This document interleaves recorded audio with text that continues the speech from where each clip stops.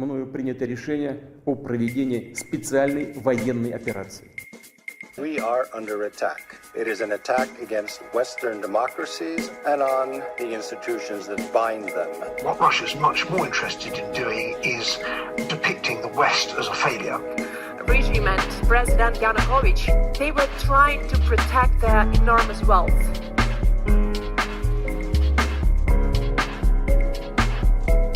This is Kremlin File. Welcome, everyone, to Kremlin File, and a big, huge welcome to Francis Farrell of the Kyiv Independent, a war reporter, that is keeping us all informed on what is happening on various fronts, not just on the battlefield, but also at home. Hi, Francis. Welcome.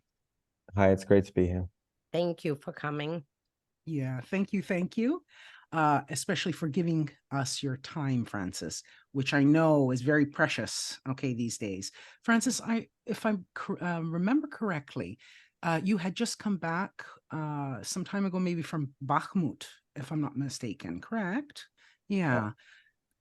So not from the city itself, because the city limits are occupied by Russian forces, but just from the front line in that area. In Ukraine, they call it the Bakhmut direction, I guess.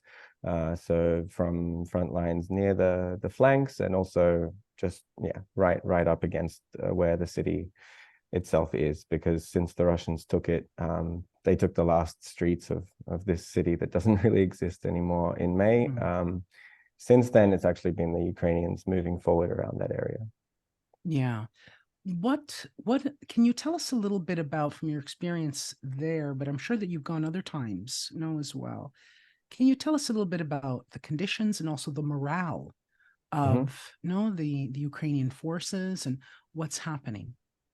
Yeah, it's a good place to start, I guess, because that was my strongest impression that I felt that I needed to write about the most from that area. It can get a bit repetitive if you go out on these frontline trips and you just write that these soldiers are still fighting, as they have been doing for 18 months. But it was an interesting time to go because everyone's watching the counteroffensive, of course, which is going on mostly in the south towards Zaporizhia Oblast. We're all keeping an eye on that, but in Bakhmut, around that area, Ukraine is also moving forward. But unlike the southern front line, where it's a lot of these new brigades that have been trained in NATO countries and equipped with the Western equipment, going forward in this super high stakes, all or nothing kind of battle, around Bakhmut, you have the units that have been there for a long, long time. So at least since winter, some of them over a year, just in that one area fighting. So these are really Ukraine's veteran, hardened kind of brigades and units that are fighting there. And they bring a very interesting perspective, because they see the war in a very different way to what we see in the news cycle, where we kind of tend to fixate upon big movements back and forth, the big idea of a counteroffensive, whereas for them, it's true, they have the initiative now, and so there is that optimism. So we're going forward, and in a few weeks, in a few months, we could be the ones threatening to take Bakhmut again. But on the other hand, they see it very much not through any kind of rose-tinted goggles in terms of this being the big push and victory is on the horizon or something like that. For them, it's more of the same grind that they've been going through for months. And if the fact that they're attacking now rather than defending, it doesn't necessarily make their life any easier, in the sense. We remember the winter when it was this brutal attack from Russian forces, especially Wagner, these human waves, these prisoner troops moving forward. And defending it against that was obviously very hard, but attacking is also hard. It's potentially even harder, because you have to go forward against fortified positions, through minefields, and the casualties you take are potentially higher as well. And then you have to hold those positions against counterattacks, against artillery. And so, yeah, for them, it's in a sense business as usual.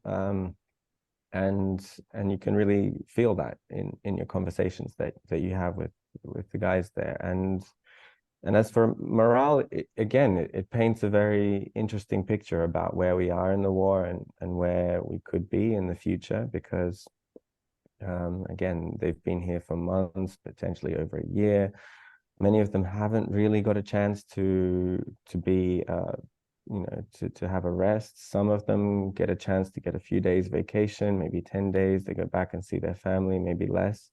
But their unit as a whole, you would normally expect after that amount of intense fighting that they would be at some point rotated. At some point, they would spend a bit of time in the rear to rest and recuperate. But they haven't had the chance to do that, and that's, maybe you could blame someone for that, but it's also just the reality of what this war is like at the moment, which hasn't got any less intense than it has since they arrived in this area. So in that sense, a lot of them speak quite openly, like, we're pretty tired, obviously. Some of them, especially the infantry, who have arguably the hardest job, day in, day out, going and fighting in these trenches, they say, I just really like to go home. I'd really like to have a rest. Yeah. But on the other hand, they also say that, we know our job, we know what we signed up for. And so even though, the larger discussions that they're basically solved by the politicians, they're solved by people up there that we don't have contact with, but we know our job. Our job is to be here and fight. If it's to defend, we'll defend. If it's to attack, well, we'll attack. We'll go forward, whatever the orders are. And in that sense, I didn't get any impression of some kind of deep crisis or fatigue. There was one guy who said, a commander who said, he finds the topic of war fatigue quite absurd, to be honest. It's saying it's the armchair generals, it's the civilians who can't leave the country, who'd want to do something else. They're the ones who are getting tired, but we don't have time to get tired. We'll get tired when the war's over. Maybe that. Yeah, that's a lot of people that we talked to, Olga, that we've talked to before. They just, and even some of our friends doing all sorts of different kind of jobs in Ukraine. For the war effort and to keep everything going. And they often say, no, who has time to get tired? You just go forward, right? And this is what you're doing. Francis, are these the kind of men and women? They come from everywhere. They come from all different walks of life. Is that true? Yeah, 100%. So I met people literally from all corners of Ukraine, north, south, east, and west. Some of them from, young guys from a little village in the Carpathian Mountains. Some people from Donetsk itself, who had left back in 2014, and they all have very different perspectives, I guess, of what they're fighting for. But yeah, it's definitely the conversations with those soldiers who are from the occupied territories that they have almost like more resolve and more drive than anyone, because they know that if this is what we're doing, this is what we're going to go forward. I remember just before the counteroffensive started back in May, I met a father and a son, and there were a few of those little pairs of fathers and sons, or uncles and nephews, in that unit, because it was the local territorial defense unit in Zaporizhia. So that's on the southern front line where the counteroffensive is really intense at the moment. And they were from this village, which was, I think, about 20 kilometers back from the front line in occupied territory. And so, they don't have anything else to go back to if the war suddenly ends and suddenly the front line gets stuck where it is. They were living peacefully in that village. Then it started. They immediately went to fight. Their village was occupied in the first week or two of the full-scale war, and here they are. So yeah, it's always and yeah, people who are from villages, who lived very simple lives in that sense, but also people who are just very well-traveled, intellectual, people who had businesses overseas and so on, but they still all made the same decision. Yeah. I remember seeing a professor teaching from the trenches, Mhm. and I thought that was absolutely incredible. Thinking of the professors that I work with, but just it hit me because it was something that I could identify with as well. This But is just why Ukraine incredible. will win. Yeah. This is Ukraine will win, and they're not you see it just from how many from all walks of life who understand what this is about. Yeah. Before we move on, you're in Kyiv, and I mean, I have the Air Alert, app, and constantly have it going off. And I mean, Russia's conducting terrorist attacks across Ukraine literally on an hourly basis. Sometimes it's multiple alerts coming through an hour. What is the mood like in Kyiv? How are you? How are you personally holding up and doing your work? And can you tell us a little bit about that? Yeah, so Kyiv, honestly, Kyiv in summer is a beautiful place, whether it's wartime and peacetime. And if you look around, if you walk around the streets during summer here, it seems pretty normal. I'm sure you've read that and heard that from people before.